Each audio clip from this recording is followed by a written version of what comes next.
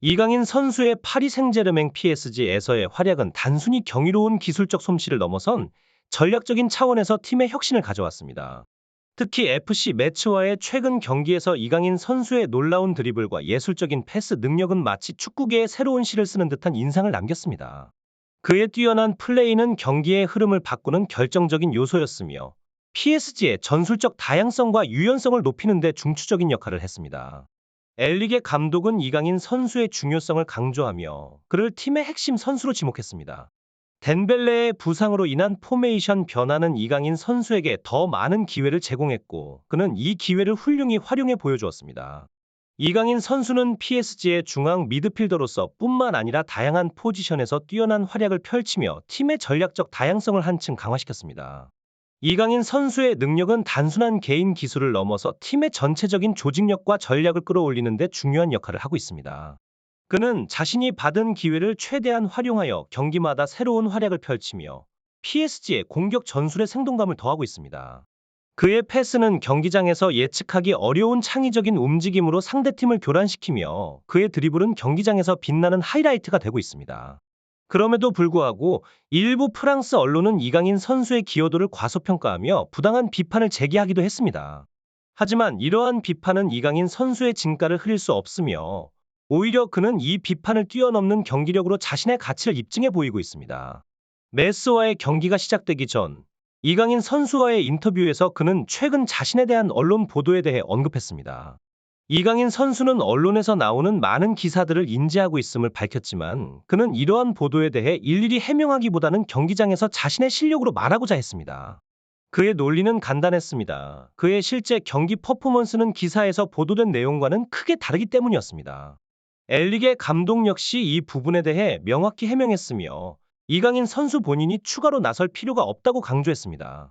덴벨레 선수의 부상으로 인한 팀 내 공백 상황에서 이강인 선수는 팀을 위해 더욱 적극적으로 나서야 한다고 생각했으며 이미 보도된 부정적인 기사들은 그에게는 의미가 없다는 태도를 보였습니다. 이러한 대중의 관심과 기대 속에서 메스와의 경기가 시작되자 이강인 선수는 즉시 그의 창의적인 드리블로 주목을 받기 시작했습니다. 다이아몬드 포메이션에서 왼쪽 측면을 맡은 그는 경기 초반부터 바르콜라와 함께 스위칭 전략을 활용해 상대의 수비 진영을 압박하기 시작했습니다. 특히 그의 스위칭을 통해 상대 수비 라인을 끌어내는 높은 축구 지능은 상대팀에 큰 어려움을 주었습니다. 전반 10분경 이강인 선수는 왼쪽 측면에서 기습적인 노루 스루 패스로 상대 수비를 무너뜨렸으며 이는 엘리게 감독이 그를 왼쪽 측면에서 기용하는 이유를 명확하게 보여주는 순간이었습니다. 전반 12분경에는 이강인이 득점을 위한 기습적인 땅볼 스루 패스를 음바페에게 성공적으로 연결했습니다. 비록 상대 골키퍼의 효과적인 태클로 인해 골로 연결되지는 않았지만 이강인 선수의 스루 패스 하나로 상대 수비수 6명을 혼란스럽게 만든 장면은 그의 탁월한 기술과 경기 이해도를 여실히 보여주었습니다. 이강인 선수는 이날 경기에서 뛰어난 기술과 전략적 사고를 바탕으로 PSG의 공격을 이끌며 팀에 큰 기여를 했습니다. 경기 중 이강인 선수의 움직임은 상대 팀에게 계속해서 도전을 던졌습니다. 그의 빠른 발과 민첩한 동작은 수비수들을 계속해서 흔들었고 그의 예리한 패스는 PSG의 공격 라인을 활성화시키는 데 중요한 역할을 했습니다. 특히 그의 뛰어난 위치 선정과 시야는 경기의 중요한 순간마다 차이를 만들어냈습니다. 이강인 선수의 클래스는 전반 30분경에 더욱 빛났습니다. 왼쪽 측면에서 중앙으로 이동하는 그의 기습적인 스위칭 돌파는 메스의 견고한 이중 수비 라인을 가뿐히 뚫어냈습니다. 그의 빠른 속도와 기민한 움직임으로 수비수들을 속이며 결정적인 킬패스를 연결한 이강인 선수의 플레이는 마치 메시를 연상케 하는 장면이었습니다. 후반 48분경 엘리게 감독은 전략적으로 이강인을 왼쪽 측면에서 오른쪽 윙으로 이동시켰고 이 결정은 곧바로 효과를 발휘했습니다. 오른쪽 윙에서 더욱 뛰어난 플레이를 보여주던 이강인은 후반전 시작과 동시에 3분 만에 측면 드리블과 왼쪽 크로스로 BT의 머리를 정확히 찾아냈고 이것이 곧바로 헤딩 득점으로 연결되며 경기의 흐름을 바꿔놓았습니다. 이강인 선수의 이러한 어시스트는 경기 전문가들로부터 높은 평가를 받았고 그의 플레이는 PSG가 경기를 지배하는 데 결정적인 역할을 했습니다. 60분경 음바페의 추가 득점으로 경기는 2대0으로 PSG의 우위로 전환되었습니다. 이강인 선수는 전반전과 후반전을 포함하여 95%라는 놀라운 패스 성공률과 어시스트를 기록하며 경기에 중요한 영향을 끼쳤습니다. 경기 후 프랑스의 축구 분석 매체 카날 플리는 이강인 선수의 경기 중요성을 강조했습니다. 그들은 메스와의 경기에서 경기의 템포와 리듬을 조절하며 팀을 이끈 선수는 이강인밖에 없었다고 평가했습니다. 이강인은 팀의 승리를 위해 경기장에서 헌신하며 그의 뛰어난 선수로서의 면모를 여실히 보여주었습니다. 그의 바디 페인팅 드리블과 중요한 패스들은 PSG에서 유일한 모습을 보여주었으며 그의 움직임은 전성기의 메시를 연상시킨다고도 평가받았습니다. 실제로 많은 축구 팬들이 이강인 선수를 단순히 패스 능력이 뛰어난 선수로만 인식할 수 있습니다. 하지만 그의 진정한 가치는 경기의 템포를 조절하는 데에 있는데요. 이는 매우 중요한 능력입니다.